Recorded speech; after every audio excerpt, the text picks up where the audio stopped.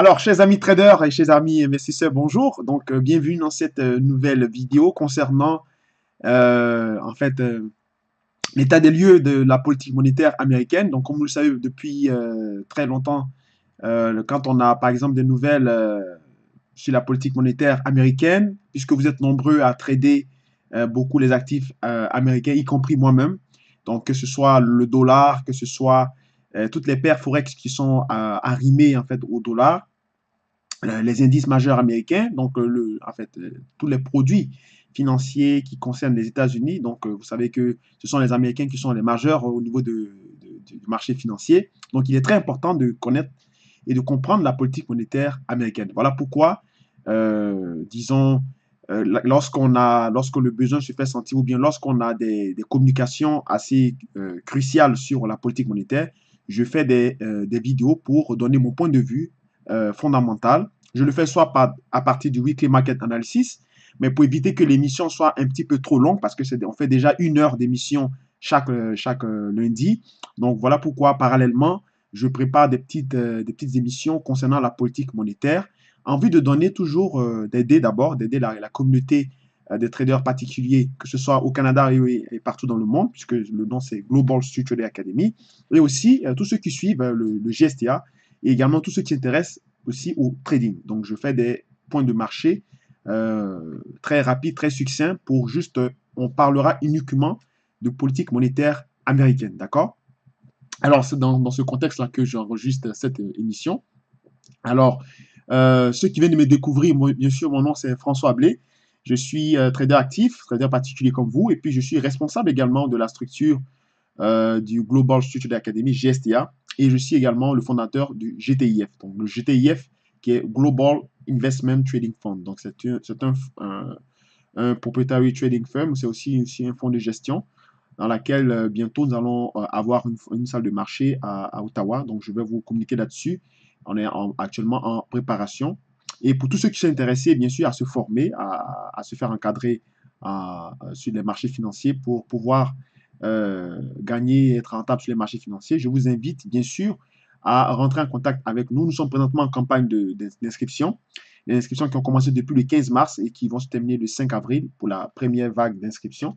Donc, le contact, c'est GSTA, donc sur la page Facebook ou alors sur la chaîne YouTube, ou de visiter également notre site internet qui est le www.gstacademy.com. Voilà.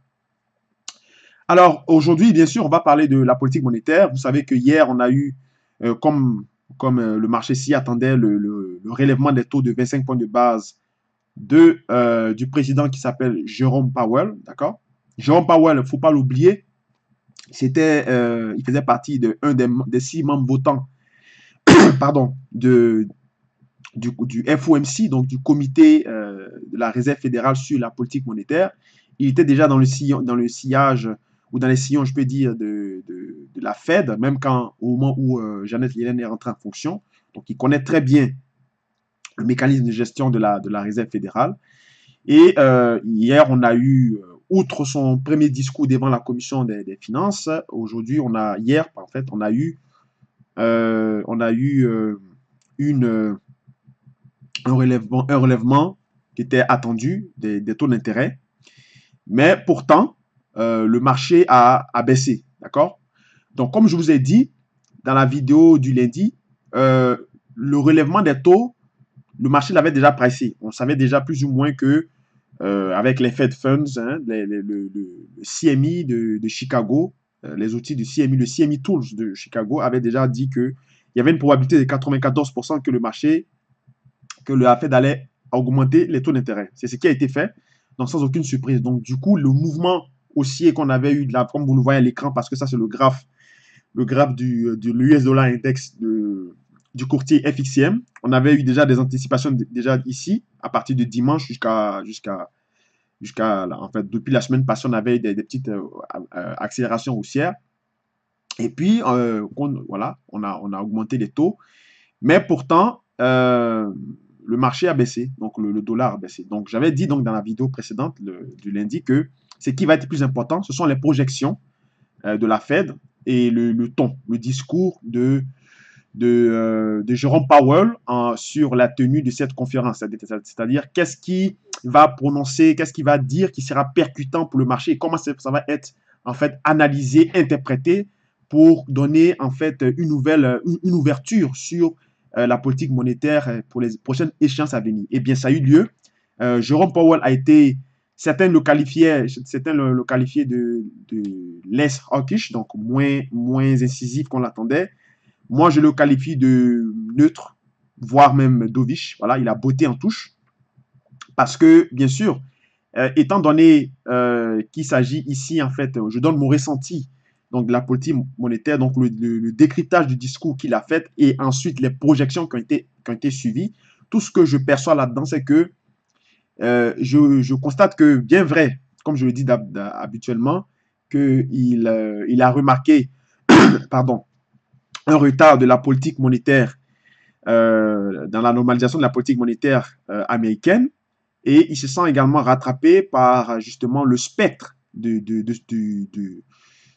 la surchauffe qui plane sur l'économie américaine parce que l'économie américaine, c'est une économie de consommation et même de surconsommation, d'accord? Et donc, la politique monétaire doit aller en fonction de ça, d'accord?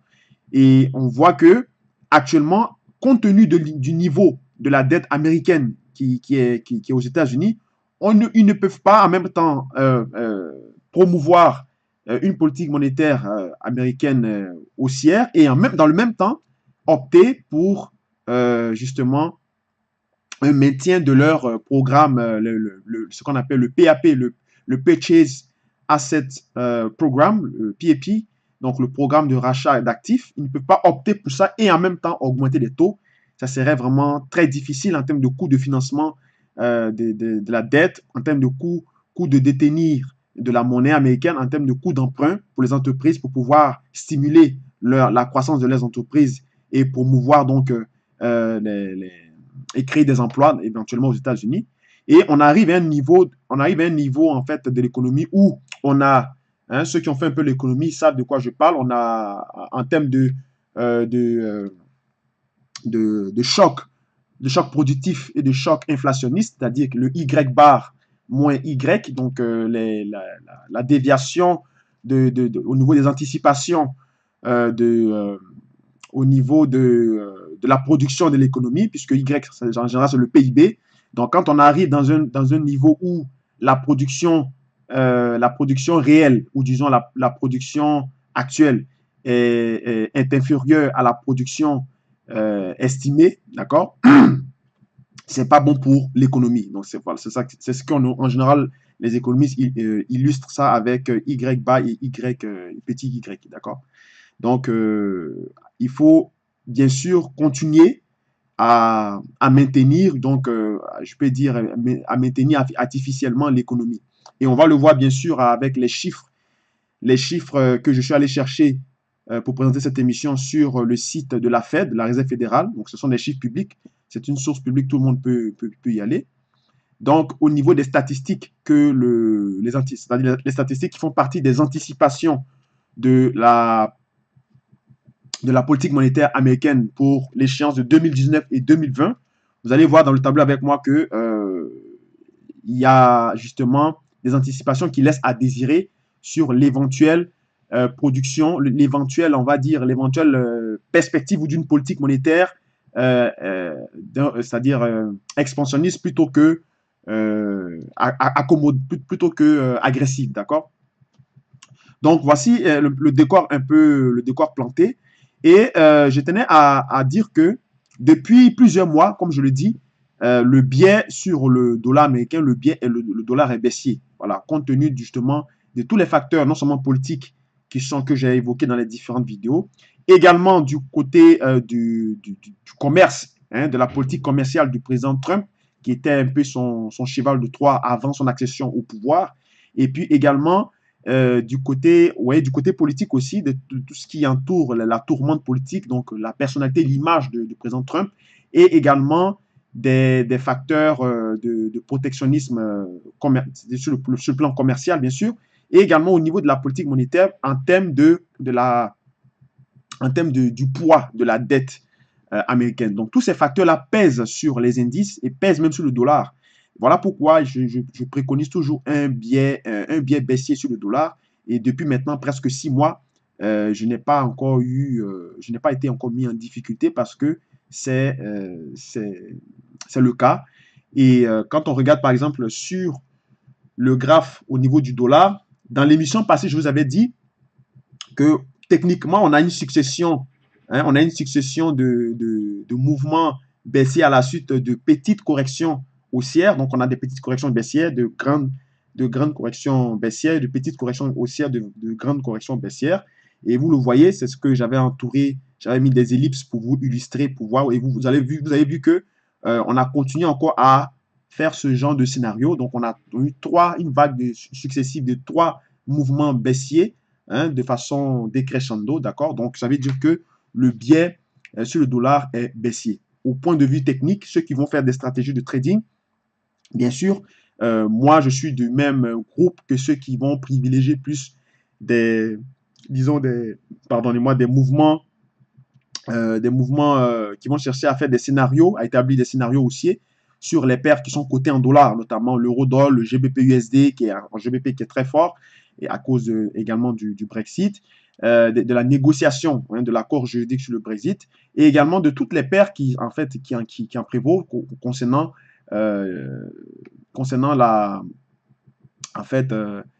toutes les positions qui vont être privilégiées sur l'établissement du plan ou de la stratégie qui concerne le dollar sont lorsqu'on se retrouve entre les paires cotées en dollars, bien sûr, on aura des mouvements haussiers à venir.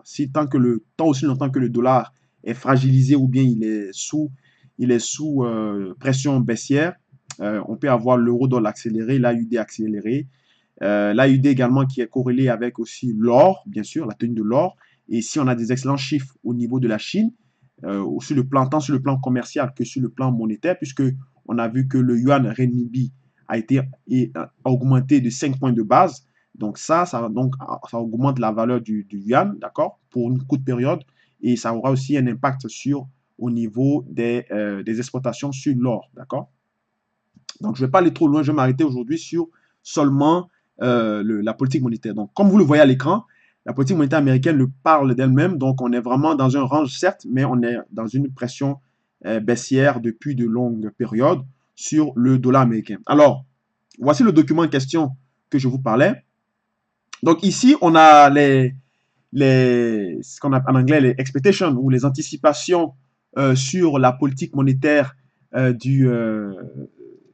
projections sur la politique monétaire de la Fed, d'accord, pour l'échéance 2018, 2019 et 2020. Et en général, en théorie économique, lorsqu'on est dans une phase de croissance rythmée, un certain rythme, donc disons, une croissance dynamique, lorsqu'on est dans une phase de croissance dynamique, normalement, on doit voir l'inflation suivre le même rythme de la croissance. Mais quand on regarde dans le tableau ici, ce n'est pas le cas. Ce n'est pas le cas. On regarde bien sûr en termes de médiane, d'accord? En termes de médiane, on voit très bien que au niveau, donc là, ici c'est la variable du PIB, donc du GDP, donc le gross per capita, donc le produit intérieur brut. Ici, on voit les anticipations sur les trois années à venir, c'est-à-dire cette année de 2,7% en 2018, 2,4% en 2019, et puis de 2 euros, donc 2% pile en 2020, d'accord. Le longer run, c'est un peu genre, on va dire, la cible moyenne de la croissance sur laquelle la Fed s'appuie justement pour faire ces anticipations. Donc, on remarque qu'en général, de 2018 à 2020, la croissance diminue, d'accord? On voit très bien que ça diminue ici. Et on regarde également le taux de chômage qui reste plus ou moins stable, d'accord? Donc, qui est à 3,8, 3,6 et 3,6 durant les 3 dernières années. Donc, ça, ce sont des anticipations, ce sont des projections. Ça ne veut pas dire que c'est forcément ça qui va arriver, mais c'est pour avoir une estimation, une idée, d'accord? Et la cible pour laquelle les Américains ou l'État américain vise, c'est un taux de chômage de 4,5, d'accord? Donc, ça veut dire quoi? Ça veut dire que sur les 3 années que la Fed a fait ces anticipations, elle sous-entend qu'elle sera toujours au niveau du plein emploi, d'accord? Parce que le plein emploi, c'est à partir de 5 et en dessous. Donc, quand on est à 5% de taux de chômage, voire 4%, 4,5%, on suppose, selon un consensus des prix Nobel en économie, disent que c'est en fait le seuil du plein emploi. Il y a des pays comme la Grande-Bretagne ou bien d'autres pays, comme par exemple, je crois, récemment, on a vu les chiffres, la Grande-Bretagne ou je crois l'Australie ou la Suisse, qui étaient à des taux de chômage de 3%. Le Japon, voilà, le Japon, on a eu 2,7% de taux de chômage. Donc, c'est excellent. Donc, voici l'anticipation au niveau des unemployment rate, d'accord? Et en fait, voici maintenant ce qui nous intéresse le plus. Donc, le nerf de la guerre, comme je vous avais dit, le PCE inflation. Donc, c'est le Personal Consumer Expenditure Inflation, c'est-à-dire c'est la croissance, l'inflation des dépenses au niveau des dépenses des domestiques, au niveau des dépenses des ménages, d'accord? L'inflation personnelle, d'accord? Le PCE. Alors, lui, en fait, c'est là-dessus qu'on s'appuie, ainsi que le core PCE, c'est-à-dire on enlève tous les éléments volatiles, c'est-à-dire comme l'énergie, la nourriture, d'accord? Parce que le panier de l'inflation est composé de 600 items, 600 éléments, tant volatiles que moins volatiles. Et lorsqu'on fait l'inflation core, on enlève les éléments volatiles. Donc, il doit rester à peu près quelque chose de, on va dire, 250 à peu près items. Donc, c'est vraiment l'inflation réelle, d'accord, répartie dans différents secteurs. Et on voit ici que quand vous regardez le taux de chômage de 2018 à 2020, on passe de 3,8 à 3,6. On regarde également le chômage, non, la croissance, pardon, qui est de 2,7 à 2, d'accord? Et regardez également l'inflation qui est supposée suivre le rythme de la croissance pour dire que ce sont de bonnes perspectives économiques. Parce que s'il y a croissance, il doit y avoir forcément inflation. C'est-à-dire que la croissance monte, le taux de croissance monte, et donc l'inflation également doit suivre. C'est-à-dire que les ménages doivent se sentir bien, ils doivent se sentir un peu plus riches qu'avant, donc ils doivent consommer davantage. Donc ça va augmenter bien sûr l'inflation et on doit percevoir justement que l'économie se porte mieux. Mais cette relation n'est pas suivie, ou du moins n'est pas présentée dans le tableau à travers ces anticipations, ces projections. Et on le voit ici que l'inflation progresse, c'est-à-dire l'inflation part de 1,9 à 2,1, mais le changement rythmé du taux de croissance réel passe de 2,7 à 2,0. D'accord? Donc ça veut dire quoi? Ça veut dire que bien vrai que la croissance économique bien vrai, pardon, que l'inflation progresse, mais la croissance économique régresse. D'accord? Parce que normalement, ces deux indicateurs doivent progresser ensemble. Donc, ça veut dire quoi? Ça donne en fait un indice pour dire que, selon mon interprétation, et je pense que la plupart de certains économistes également vont aller dans ce sens, ça veut dire que la Fed est en train d'envoyer un message, un signal fort, que elle n'est pas en fait, elle n'est pas dans une optique de resserrement monétaire. C'est ce que ça veut dire. Ça veut dire que la Fed, elle n'est pas prête, en tout cas, n'est pas dans une démarche de réduire son PAP, c'est-à-dire de commencer une politique monétaire restrictive, donc hausse des taux et puis voilà, resserrement monétaire. Elle est plutôt dans une phase encore de soutenir de façon artificielle, peut-être de moins en moins, donc un rythme assez plus allégé, mais elle est dans le rythme elle est toujours dans cette cadence-là de continuer à soutenir la croissance de façon artificielle, d'accord? Donc, du coup, si elle injecte beaucoup d'argent beaucoup de liquidités dans l'économie, on peut avoir des croissances, disons, plus ou moins de l'ordre autour de 2,7, 2,5 au cours des années. Mais cela ne veut pas dire également que l'inflation va suivre également, parce qu'en même temps qu'elle injecte de l'argent dans l'économie, elle doit également se soucier du rythme d'inflation. Parce que si elle augmente trop vite les taux d'intérêt, d'accord, cela aura un impact, bien sûr, sur la quantité de dette par rapport à sa production. Parce que je vous avais dit déjà auparavant que le seuil le ratio de PIB sur la dette est tellement élevé, c'est-à-dire qu'il faut, il faut beaucoup, c'est-à-dire pour $1 de production, il faut dépenser presque $100. D'accord? C'est le ratio dette-PIB. Donc, du coup, on ne peut pas augmenter les taux d'intérêt et en même temps chercher à produire. Ça coûterait encore 3-4 fois plus cher pour avoir très peu. Le taux marginal de croissance sera infiniment petit. D'accord? Et donc, du coup, ça ne permet pas à l'économie américaine de dégager assez de revenus substantiels pour pouvoir maintenir et financer les activités fédérales au niveau des États-Unis. Donc, on peut même encore aller encore à un autre shutdown si c'est le cas. Voilà pourquoi Jérôme Powell avait évoqué hier qu'il est toujours encore sceptique sur, disons, le stimulus du point de vue fiscal que le président Donald Trump a tant promu, parce que même encore là, ça ne règle pas le problème, ça ne règle pas le problème de la dette intérieure des États-Unis. Donc, c'est un peu ça. Donc, voilà pourquoi, quand ces chiffres ont été apparus, voilà pourquoi le dollar s'est mis à baisser, Parce que les gens ne comprenaient pas pourquoi est-ce que le dollar augmente, pourquoi est-ce que les taux ont été augmentés, mais le dollar, l'indice du dollar baisse. C'est à cause de cette raison. Il y a un décalage entre le PIB et le rythme de l'inflation. C'est le décalage que je viens de vous interpréter. D'accord? Et vous regardez également sur le central tendency, c'est-à-dire la tendance centrale, pour ceux qui ont fait un peu les statistiques, c'est-à-dire la mesure de la dispersion autour de la moyenne, donc la cloche, quand on voit les chiffres qui sont en fait à l'intérieur de la cloche. Bien sûr, c'est estimé avec des probabilités, mais ici, ils nous ont donné simplement disons, les déviations qu'ils doivent respecter, c'est-à-dire la fourchette à laquelle ils doivent respecter concernant les chiffres en question pour les différents indicateurs sur lesquels on vient de s'intéresser. On voit que c'est pareil, c'est le même constat. Le taux de chômage, pardon, pas le taux de chômage, mais la croissance aux États-Unis en 2018 est de 2,6 à 3,0 comme d'habitude. En 2019, ça diminue, donc on passe de 2,2 à 2,6. Donc ici, le minima ici devient le maximum ici en 2019, d'accord?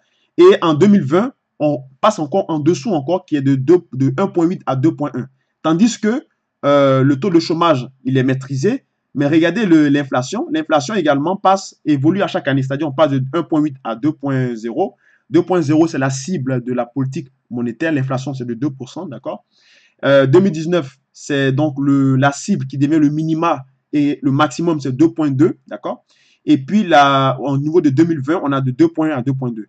Mais on voit que, de façon générale, au niveau de la tendance centrale, c'est-à-dire la dispersion autour de la moyenne d'inflation, la cible d'inflation, c'est de 2,0, qui est l'inflation, la cible d'inflation générale. Donc, du point de vue des banques centrales, c'est le chiffre, on va dire, le chiffre magique.